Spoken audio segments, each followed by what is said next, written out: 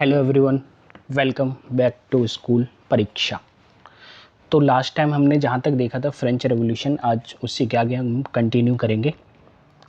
तो स्टार्टिंग में हमने ऑलरेडी देख लिया था कि व्हाट इज़ फ्रेंच रेवोल्यूशन। ये फ्रेंच रेवोल्यूशन के स्टार्टिंग के कॉजेज़ क्या क्या थे।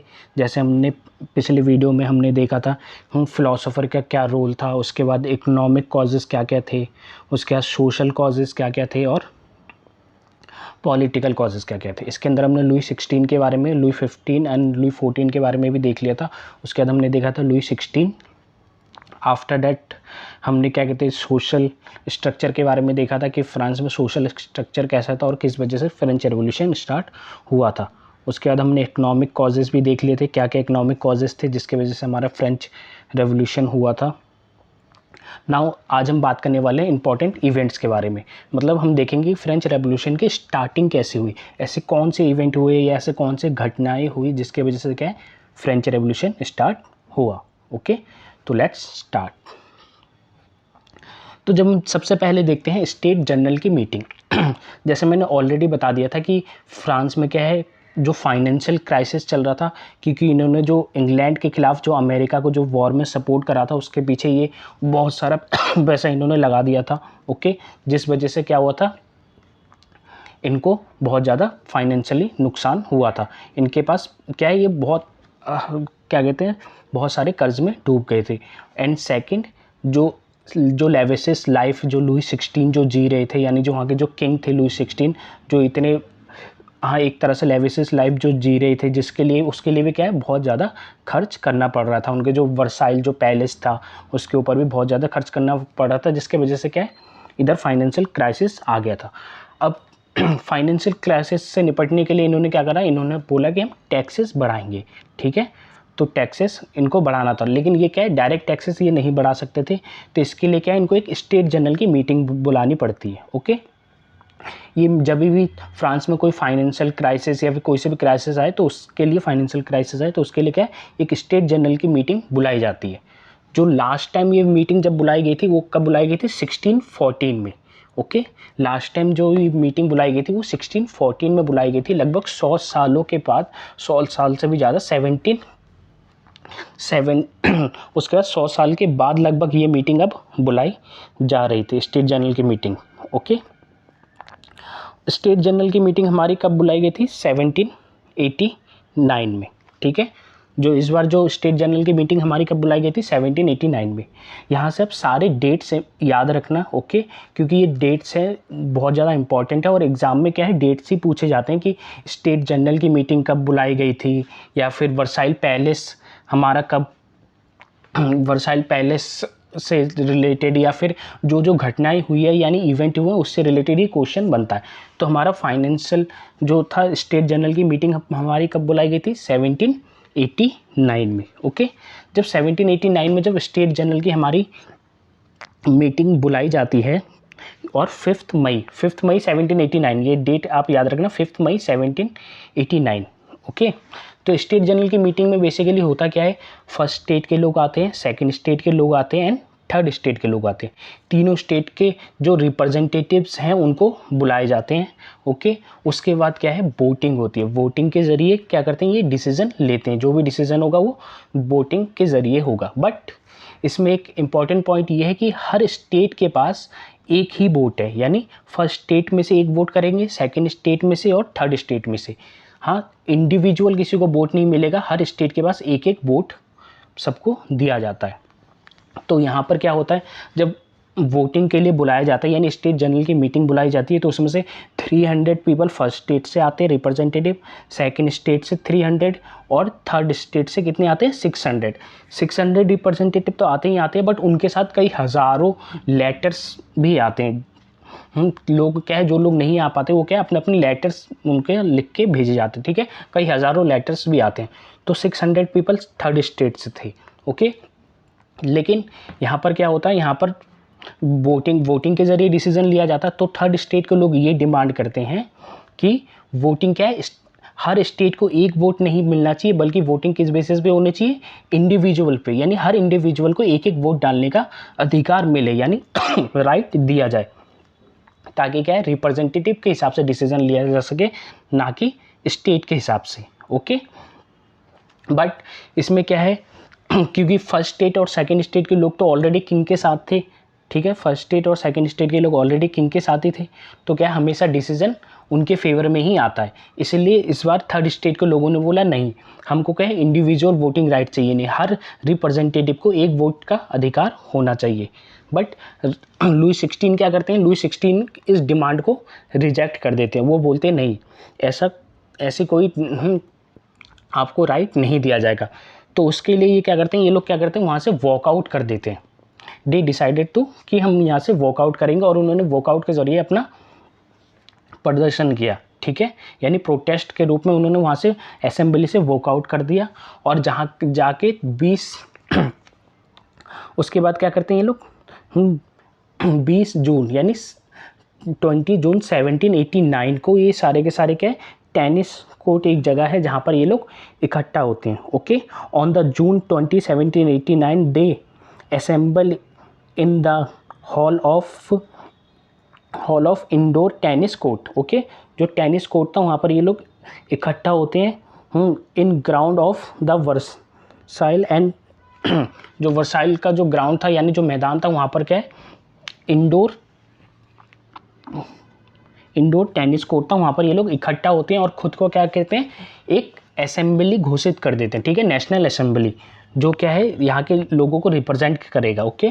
तो ये क्या है, ये खुद को नेशनल असेंबली के रूप में घोषित कर देते हैं। कब, 20 जून, ये याद रखना, 20 जून 1789, कहाँ पर, टेनिस कोर्ट में ये क्या करते हैं, अपने आप को नेशनल असेंबली के रूप में घोषित कर देते हैं, ओके। उसके बाद ये नेशनल असेंबली है जहाँ पर ये लोग शपथ लेते हैं और अपने आप को क्या है नेशनल असेंबली घोषित कर देते हैं। ये वहाँ के पिक्चर्स हैं, ओके। टेनिस कोर्ट 20 जून 1789। तो आपको 2 डेट याद रखनी है। पहली डेट कौन सी थी, स्टेट जनरल की मीटिंग हमारी कब बुलाई गई थी, स्टेट जनरल की हमारी मीटिंग बुलाई गई थी 5 मई को, 5 मई 1789 को। उसके बाद असेंबली कब घोषित की गई, 20 जून 1789 को। 2 डेट आप याद रखना, ओके। ये जैसे मैंने ऑलरेडी बता दी कि ये वहाँ की पिक्चर है जब ये लोगों ने वहाँ पर शपथ लिया था, एक तरह से ओथ लिया था, अपने आप को नेशनल असेंबली घोषित कर दिया था। नेक्स्ट, उसके बाद आते हैं beginning of the French revolution. Beginning of the French revolution, अब क्या होता है, जब स्टेट एंड नेशनल असेंबली ने तो अपने आप को घोषित कर दिया, बट किंग से क्या है अभी तक उनको मान्यता नहीं मिली, मतलब किंग ने उस नेशनल असेंबली को अभी तक एक्सेप्टेंस नहीं दी। बट दूसरी तरफ क्या होता है, दूसरी तरफ ना फ्रेंच में बहुत कोल्ड के कारण क्या होता है, जहाँ पर वेदर बहुत ज़्यादा ख़राब होता है, कोल्ड के कारण जो वहाँ की जो फसलें होती है यानी क्रॉप्स होती है वो सारे डिस्ट्रॉय हो चुके होते हैं, क्रॉप्स उतने अच्छे उगते नहीं है, लोगों के पास क्या है ब्रेड्स की कमी आने लगती है, ठीक है, लोगों के पास खाने की कमी आने लगती है। और इस टाइम क्या है, जो वहाँ के जो बेकर्स थे यानी जो सेलर्स तो जो ब्रेड बेचते थे, उन्होंने क्या करा, वो वहाँ पर वो ब्रेड्स की जमाखोरी करने लगे, मतलब वो छुपा के रखने लग गए, ब्लैक में बेचने लग गए, एक तरह से महंगे ऊंची कीमतों पे बेचने लग गए, यानी जिसके वजह से क्या हुआ, वहाँ पर फूड क्राइसिस आने लग गई और जो वुमेंस थी वो घंटों तक लाइनों में लगी रहती थी, ठीक है। After spending the hours in the Q, hours in the Q मतलब उसमें बहुत लाइनों में, लंबी लंबी लाइनों में लगने के बाद भी क्या है, इनको ब्रेड नहीं मिल पा रहा था, जिसके वजह से क्या है वहाँ पर लोग क्या है दुकानों पे पथराव करने लग गए, हाँ, स्टोन वहाँ पर थ्रो करने लग गए, हाँ, दुकानों में लड़ाइयाँ होने लगी, जिस वजह से क्या हुआ, जो लुई 16 ने ये डिसाइड करा है कि सिचुएशन ज़्यादा ख़राब ना हो, इस वजह से लुई 16 क्या करते हैं, लुई 16 जो वहाँ पर जो फोर्स होती है, उनकी जो आर्मी होती है, वो एक तरह से वर्साइल जो पेरिस है वहाँ पर भेज दिया जाता है, okay. In 14 July king order troops to move in the Paris which angered the natives, okay। जो वहाँ पर जो यानी जो लुई 16 है वो क्या डिसाइड करते हैं, सिचुएशन और ज़्यादा ख़राब ना हो, इस वजह से ट्रूप्स को ऑर्डर देते हैं कि वो पेरिस में जाए और सिचुएशन को संभाले। बट होता क्या है, जब लोग सैनिकों को वहाँ पर देखते हैं यानी आर्मी को देखते हैं, लोग क्या है और ज़्यादा एंगर हो जाते हैं, क्योंकि ऑलरेडी वो किंग पे बहुत ज़्यादा एंगर थे, क्योंकि उनको फूड क्राइसिस हो गए थे, उनको खाने को नहीं मिल रहे थे, ब्रेड्स की कीमत बहुत ज़्यादा हो गई थी, टैक्सेस बहुत ज़्यादा लगा दिए गए थे। इस वजह से क्या है, लोग जब सैनिकों को अपने जो आर्मी वालों के यानी जो ट्रूप्स होते हैं उनको अपने राजधानी में देखते हैं तो और ज़्यादा एंगर हो जाते हैं। उसके बाद ये क्या करते हैं, जो वहाँ पर जो वास्तिल जो किला है, एक तरह से वास्तिल फोर्ट, उस पर ये लोग अटैक कर देते हैं। और हाँ, ये डेट आप याद रखना, सबसे इंपॉर्टेंट डेट यही है कि फ्रेंच रेवोल्यूशन कब स्टार्ट हुआ था। ठीक है, फ्रेंच रेवोल्यूशन हमारा स्टार्ट हुआ था 14 जुलाई 1789। It is the important date, so you need to remember it. Okay, आप इस डेट को याद रखना, ये सबसे ज़्यादा इंपॉर्टेंट डेट यही है, 14 जुलाई 1789।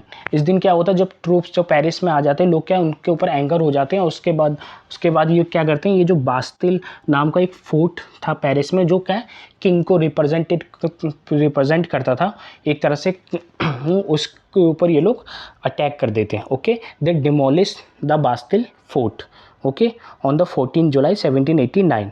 ठीक है, The fort of Bastille was the symbol of the despotic power of the emperor. जैसे मैंने ऑलरेडी बता दिया, ये जो बास्तिल फोर्ट था ये किसको रिप्रेजेंट कर रहा था, ये रिप्रेजेंट कर रहा था एक तरह से राजा के पावर्स को और इसको डोमिनेशन को। Okay,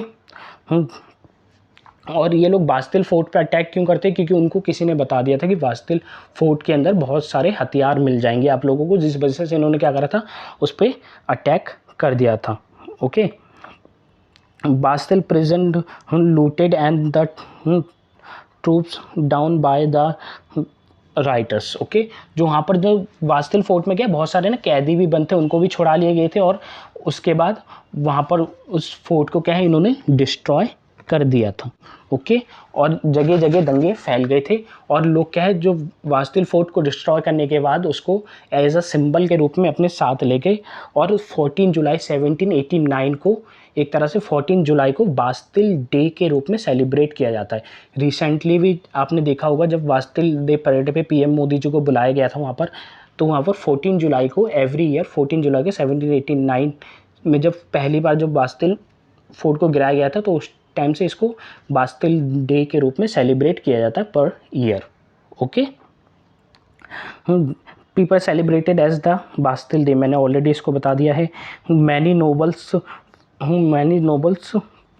fled to the neighbouring countries, मतलब जो वहाँ पर जो बहुत सारे जो नोबल्स थे ना, ये जो अमीर वर्ग थे, जो उच्च वर्ग के लोग थे, वो क्या इन सब चीज़ों से बहुत ज़्यादा डर गए थे, और उन्होंने डिसाइड करा कि हम दूसरे कंट्रीज़ में चले जाएंगे। तो जो फ्रांस के जो नेबरिंग जो यूरोप के जो दूसरे कंट्रीज़ थे, लोग क्या उन देशों में भागने लग गए, और अपना जो फ्रांस छोड़ के वो उन देशों में चले गए। उसके बाद जब लोगों के अंदर इतना ज़्यादा एंगर देखा, तो लुईस 16 ने डिसाइड करा कि वो नेशनल असेंबली को एक्सेप्टेंस दे देंगे। Okay, faced with the power of the revolting subject, Louis 16 accorded the recognise the national assembly and agreed to give his power. Okay, तो नेशनल असेंबली को लुईस 16 ने क्या करा, एक्सेप्ट कर लिया, और उसको उसकी जो पावर है उसको दे दी। ओके, नेक्स्ट, तो national assembly. Okay, national assembly हमारा कब बना था, तो Louis 16 accepted the national assembly, और 14 अगस्त 1789। ठीक है, ये डेट याद रखना। हमारे पास कितने डेट हो गए, 3-4 डेट हो गए। 15 मई को हमारा क्या होता है, स्टेट जनरल की मीटिंग बुलाई गई थी। उसके बाद 20 जून को हमारा क्या किया गया था, 20 जून को नेशनल असेंबली ने अपने आप को घोषित करा था टेनिस कोर्ट में। ओके, उसके बाद 14 जुलाई जिस दिन फ्रेंच रेवोल्यूशन स्टार्ट हुआ था, फ्रेंच रेवोल्यूशन जिसको हम बास्तिल डे के रूप में भी सेलिब्रेट करते हैं।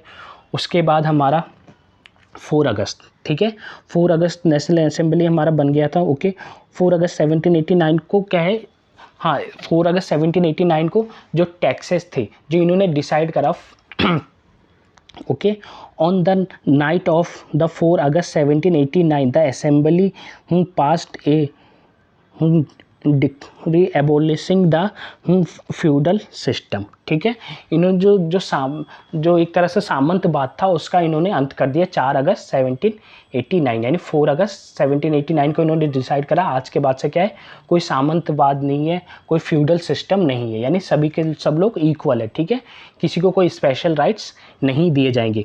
उसके बाद दे एबोलिश द टैक्सेस, जो जितने भी तरह के टैक्सेस थे उनको हटा दिया गया था। ओके, हाँ ये डेट याद रखना है, एग्जाम में कई बार क्वेश्चन पूछ लेते कि टैक्सेस का अंत कब हुआ था, यानी टैक्सेस खत्म कब किए गए थे। तो 4 अगस्त 1789, ठीक है, 4 अगस्त 1789 को सारे टैक्सेस के क्या है एंड हो चुका था। इन्होंने क्या बोला था, किसी से कोई किसी भी प्रकार का टैक्स नहीं लिया जाएगा। Okay, now members of the clergy to were forced to give their privileges, जो चर्च थे, जो चर्च के जो पादरी लोग थे, यानी हाँ उनको भी कुछ स्पेशल प्रिविलेज मिलता था, ठीक है, क्योंकि फिर उन सबके क्या प्रिविलेज को छीन लिया गया, बोला कि आज से आपको कोई प्रिविलेजेस नहीं लिए जाएंगे। और जितने भी चर्चेस के जो जितनी भी ज़मीनें थी, ठीक है, ऑल जो इनके इतने सारे जो लैंड थे, जो भूमि उनके चर्चेस के अंदर आती थी, उन सबको ले लिया गया और लगभग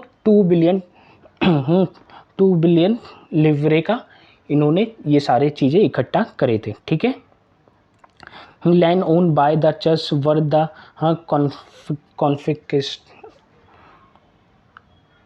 confiscated as a result the government acquires the assets worth at least 20 billion leverage। Okay, जो 2 बिलियन लिवरेज का क्या इन्होंने एक तरह से प्रॉपर्टी उनका उनकी अपने अंडर ले लिया। ओके, नाउ अक्टूबर 1789, ठीक है, इसको एज अक्टूबर क्रांति के रूप में भी जाना जाता है। ठीक है, इस दिन इस फोटोग्राफ से आप समझ नहीं पाएंगे, मैं बताता हूँ क्या हुआ था। ठीक है, अक्टूबर 1789 इस दिन क्या हुआ था, जो पेरिस में जो लोग रहते थे वहाँ के सिटीजन्स को ये पता चला, क्योंकि फूड क्राइसिस तो ऑलरेडी चल ही रहा था, क्योंकि क्रॉप्स ख़राब हुए थे। ठीक है, तो लेकिन इन लोगों को क्या पता चला, जो वहाँ पर जो बास्तिल जो किला है, हाँ जो सॉरी बास्तिल किला बोल रहा हूँ, जो पेरिस है, ठीक है, पेरिस से दूर जो राजक जो किंग जो महल है, जहाँ पर लोग वर्साइल जो महल है, वहाँ पर क्या है, वहाँ पर पार्टीज चल रही है, वहाँ पर बहुत सारी चीज़ें खाने को बनाए गए हैं। ठीक है, वहाँ पर क्या वेस्ट ऑफ मनी चल रहा है, बहुत बड़ी कोई पार्टीज चल रही है। ठीक है, लोग क्या है, जब लोगों ने ये बात सुनी, लोगों के अंदर क्या है, गुस्से से लोग भर गए। क्यों? क्योंकि यहाँ पर फूड क्राइसिस चल रहा था। लोगों ने सोचा हमारे यहाँ खाने को फूड नहीं है, कहाँ ब्रेड नहीं मिल रहा हम लोगों को, और राजा वहाँ पर क्या है पार्टी कर रहे हैं। तो इस वजह से क्या है, जो वुमेन्स थी वहाँ की, उनको जो भी हथियार मिले अपने घरों से वो लेके ये सब के सब क्या है, राजा के महल की तरफ, जो वर्साइल जो पैलेस था उसकी तरफ दौड़ पड़े। ठीक है, जब ये वर्साइल पैलेस में ये लोग गए तो वहाँ पर जाके देखा कि वहाँ पर कोई पार्टी नहीं चल रही थी, ये किसी ने ऐसी अफवाह फैलाई थी। ठीक है, लेकिन जब वहाँ लोगों ने वहाँ पर जाके जो वर्साइल पैलेस का जो शान शौकत देखा, जितना लेविसेस वो लाइफ जी रहे थे, उनको जितनी सारी सुविधाएं थी, उसको देख के भी लोग बहुत ज़्यादा एंगर हो गए कि हमारे पास यहाँ बेसिक चीज़ें हमारे पास नहीं है और ये लोग इतना ज़्यादा लेविसेस लाइफ कैसे जी सकते हैं। तो इन्होंने जो वहाँ पर जो किंग थे और क्वीन थे उनको बोला कि आज से आप वर्साइल पैलेस में नहीं रहोगे, आज से आप पेरिस में आके, जो उनकी जो राजधानी थी पेरिस, वहाँ पर आके वहाँ के लोगों के बीच रहोगे, वहाँ पर रहोगे, ताकि आप लोगों को क्या है, हमारी प्रॉब्लम्स का पता चल सके कि हमको किस तरह के प्रॉब्लम फेसेस करने पड़ रहे हैं। जिस वजह से क्या है, इन्होंने फिर इनको किंग को बोला कि आप यहाँ से शिफ्ट होके हमारे साथ पेरिस में ही रहोगे। पेरिस में जो दूसरे जिनके जो महल थे वहाँ पर इनको शिफ्ट कर दिया गया। ओके, नाउ उसके बाद है हमारा कॉन्स्टिट्यूशनल मोनार्की। ठीक है, तो 1789 को फ्रेंच रेवोल्यूशन हमारा स्टार्ट हुआ था। उसके बाद आता है हमारा 1791। ठीक है, इस टाइम क्या हुआ था, इस टाइम जो क्या कहते हैं फ्रांस था, उसको as a constitutional monarchy declare कर दिया गया था, यानी संवैधानिक राजतंत्र। ठीक है, संवैधानिक राजतंत्र, कॉन्स्टिट्यूशनल मोनार्की, यही याद रखना। ठीक है, अगर क्वेश्चन पूछे कि कॉन्स्टिट्यूशनल मोनार्की फ्रांस में कब आया था, तो 1791। ठीक है, तो पीछे से एक एक करके सारी डेट्स आप याद रखते जाना, चाहे तो आप इसको नोट कर सकते हैं, कॉपी में लिख सकते हैं। ओके, तो कॉन्स्टिट्यूशनल मोनार्की हमारे 1791 में हमारे क्या है, France as a constitutional monarchy आया। ठीक है, the national assembly completed the draft of the constitution in 1791। Okay, इन्होंने जो कॉन्स्टिट्यूशन का ड्राफ्ट था इन्होंने उसको बना दिया था। Its main object were to limit the power of the monarch, जो यानी जो राजा की शक्तियों को कंट्रोल करने के लिए ये कॉन्स्टिट्यूशनल बनाया गया था, ताकि क्या है जो किंग है वहाँ के उनके पावर को क्या है लिमिट किया जा सके। Okay, the legislative, executive and the judiciary the made France the constitutional monarchy. इसमें क्या है सारी पावर इन्होंने किसी एक व्यक्ति के हाथ में ना देके इन्होंने क्या है पावर का डिवीज़न करा, यानी डिवीज़न ऑफ इन्होंने पावर करा जुडिशरी, एग्जीक्यूटिव एंड लेजिस्लेटिव में, ताकि क्या है कल को कोई पावर का मिसयूज़ ना कर सके। इस वजह से इन्होंने क्या है पावर का डिस्ट्रीब्यूशन करा। The constitution of the 1791 vested the power to make law in national assembly, और नेशनल असेंबली को क्या है कानून बनाने की भी परमिशन दे दी, कि उनको पावर दी कि आज से ये लोग नेशनल असेंबली क्या कानून बना सकती है। ओके, तो आप ये इस फ्लो चार्ट के थ्रू आप समझ सकते हैं, इस पिक्चर्स के थ्रू आप समझ सकते हैं कि पावर का किस तरह से डिवीज़न किया गया। ठीक है, तो इन्होंने पावर का डिवीज़न क्या किया, जो वोटर्स थे वो जुडिशरी उनके अंडर में आएगी, वोटर के अंदर में वोट डाल के क्या है लोग लेजिस्लेटिव को चुनेंगे, और लेजिस्लेटिव किस पे कंट्रोल रखेगा किंग पे और मिनिस्टर्स पे। ठीक है, जो ये लेजिस्लेटिव है ये इन पे कंट्रोल रखेंगे, और ये किंग को भी वोटिंग का राइट्स दिया इन्होंने कि फाइनल डिसीजन एक तरह से किंग भी अपने विचार रख सकते हैं, हाँ किंग भी डिसीजन लेंगे। ओके, तो इन्होंने किंग की पावर को बिल्कुल नहीं हटाया, मतलब किंग की पावर को एक तरह से नल एंड वॉइड नहीं करा, किंग को इन्होंने अपने पास रखा और उनकी पावर भी उनको दी। ओके, कि जो डिसीजन है वो किंग ही लेंगे। ओके, जैसे हमारे यहाँ राष्ट्रपति का रोल होता है ना प्रेसिडेंट का, same like that. Okay, but king के पास थोड़ी ज़्यादा पावर थी कि फाइनल डिसीजन वही लेंगे। ओके, उसके बाद आप इसमें एक्टिव सिटीज़न और पैसिव सिटीज़न मैं इसको समझाता हूँ। ओके, जो राइट्स थे ना सब, जो वोटिंग राइट्स अब क्या है कॉन्स्टिट्यूशनल मोनार्की इस्टेब्लिश हो गई, असेंबली को चुनने के लिए क्या है सबको वोटिंग राइट्स दिए गए, बट क्या है इसमें वोटिंग राइट्स सभी को नहीं दिए गए। इन्होंने क्या करा इनको दो पार्ट में डिवाइड किया गया इनको, एक है एक्टिव सिटीज़न, दूसरा है पैसिव सिटीज़न। ठीक है, active citizen only man above the 25 years, ठीक है, जो 25 वर्ष से जो ऊपर थे, यानी 25 ईयर्स ऑफ द एज जो उससे ऊपर थे उन लोगों को वोटिंग राइट दिए गए, बट उनमें भी सभी को नहीं दिए गए। Who paid the taxes equal to at least 3 days of the labours wages. ठीक है, यानी जो 3 दिन की मजदूरी यानी 3 days के जो 3 days जो थे उनके बराबर जो वेजेस जो टैक्स पे करता है सिर्फ उन्हीं को एक तरह से वोटिंग राइट्स दिए गए, उसके अलावा बाकियों को वोटिंग राइट्स नहीं दिए गए। ठीक है, स्टेटस एक्टिव सिटीज़न, इनको क्या है एक्टिव सिटीज़न के रूप में समझा गया। ओके, सिंपल सा मतलब वही है, एक्टिव सिटीज़न कौन है, who paid the taxes at least of the 3 days of wages, जो 3 दिन की मजदूरी के बराबर जो टैक्सेस पे करेगा उसी को एक्टिव सिटीज़न बोला जाएगा। उसके बाद आता है हमारा पैसिव सिटीज़न। पैसिव सिटीज़न के अंदर बाकी जो सारे के सारे लोग हैं, वुमेन्स हो गए, हाँ यहाँ पर वुमेन्स को वोटिंग राइट्स नहीं दी गई थी, ओनली मैन कैन वोट। ठीक है, यहाँ पर इनका ये कमी रही थी। ओके, कि इन्होंने वुमेन्स को रिप्रेजेंटेटिव का मौका नहीं दिया, उनको वोटिंग राइट्स नहीं दिए, इन्होंने क्या सिर्फ मैन को वोटिंग राइट दिया, वो भी जो 3 days के टैक्सेस को पे कर, मतलब 3 days के वेजेस के बराबर टैक्स पे कर सके। ठीक है, उसके बाद passive citizen, the remaining man and all women were closed at the passive citizen, जैसा मैंने ऑलरेडी बता दिया। हाँ, to equal and electors and them and member of the assembly, a man had to belong to the highest brackets to the taxpayer. Okay, high मतलब जो man, अगर किसी को वोट डालने का अधिकार चाहिए तो उसको हाई टैक्सेस के ब्रैकेट के ऊपर रखा गया कि जो इतना टैक्स पे करेगा वही वोट डाल सकता है, उसी को हम एक्टिव सिटीज़न मानेंगे। ठीक है, नाउ इस टाइम तक क्या 1991 तक कॉन्स्टिट्यूशनल मोनार्की इस्टेब्लिश हो गई थी। इसी टाइम से क्या है बहुत सारे पॉलिटिकल पार्टीज़ यहाँ पर निकलना शुरू हुए, यानी जो पॉलिटिकल पार्टीज़ थे, अलग अलग जो विचारधाराएं थे यानी आइडियोलॉजीज थी, उनका इमर्ज भी यहीं से हुआ था। जो आप आजकल सुनते हो ना लेफ़्ट विंग राइट विंग, वो भी क्या है वो भी यहीं से, इसी टाइम वो भी यहीं से ही इमर्ज हुआ था। ठीक है, इसमें कुछ मैंने 2-3 पार्टियों के नाम लिखे, यानी 2-3 क्लब्स के नाम लिखे जो इम्पोर्टेंट थे, जो आगे जाके इम्पोर्टेंट रोल निभाएंगे। ठीक है, तो मैंने ऑलरेडी बताया कि emerged of the political parties and the clubs, okay. In 1790 many clubs formed, मतलब जो ये क्लब जो फॉर्म हुए थे ना, ये सब के अपने अपने विचारधारा थे, ठीक है, सब अपने आइडियोलॉजीज के बेसिस पे। जैसे वुमेन्स के लिए, वुमेन को वोटिंग राइट चाहिए थे, उनको रिप्रेजेंटेशन चाहिए था, उसके लिए उन्होंने अपना क्लब्स बनाया, ठीक है। और जो जो जैकोबिन क्लब था, ठीक है, जो जैकोबिन क्लब था वो क्या है, जो वहाँ पर जो गरीब, जो टैक्सेस नहीं पे कर पाते थे, जिनको एक्टिव सिटीज़न नहीं माना गया था, हाँ, उनको लेके बनाया गया था, जो एकदम गरीब, हाँ, जो निचले तबके के व्यक्ति थे, उनको लेके ये जैकोबिन क्लब बनाया गया, ठीक है।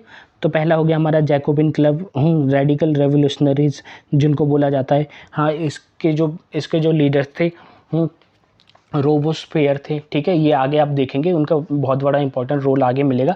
जैकोबिन क्लब आप याद रखना, ठीक है, क्योंकि आगे इनका एक इम्पॉर्टेंट रोल है रिपब्लिक लाने में यहाँ पर, ठीक है। उसके बाद हमारा हो गया, ठीक है, जिरोंडन्स लिबरल, ओके। उसके बाद society of the revolutionary republican women, इन सब के क्या है, बहुत ज़्यादा इंपॉर्टेंट रोल थे, ओके। तो आगे हम देखेंगे ना कि जैकोबिन क्लब क्या है, ठीक है। यहाँ पर गणतंत्र की स्थापना यानी रिपब्लिक की स्थापना कैसे हुई, ठीक है। पहले हमने ऑलरेडी इसमें देख लिया कि यहाँ पर कॉन्स्टिट्यूशनल मोनार्की की स्थापना हुई, यानी France as a constitutional monarchy बना, लेकिन इसके बाद क्या है, ये रिपब्लिक भी बनता है, ओके। फ्रेंच रेवोल्यूशन हमारा 1799 में जाके एंड होता है, तो उसके बीच में और भी अभी घटनाएं हुई है, ठीक है। ये जैकोबिन क्लब के बारे में हम जानेंगे, जैकोबिन क्लब क्या है, ये सारी चीज़ें हम वीडियो के नेक्स्ट पार्ट में हम देखेंगे कि जैकोबिन क्लब क्या है, ठीक है, वहाँ पर गणतंत्र की स्थापना कैसे हुई। तो ये सारी चीज़ें हम नेक्स्ट वीडियो में देखेंगे, ओके। जब तक के लिए good bye and God bless you all.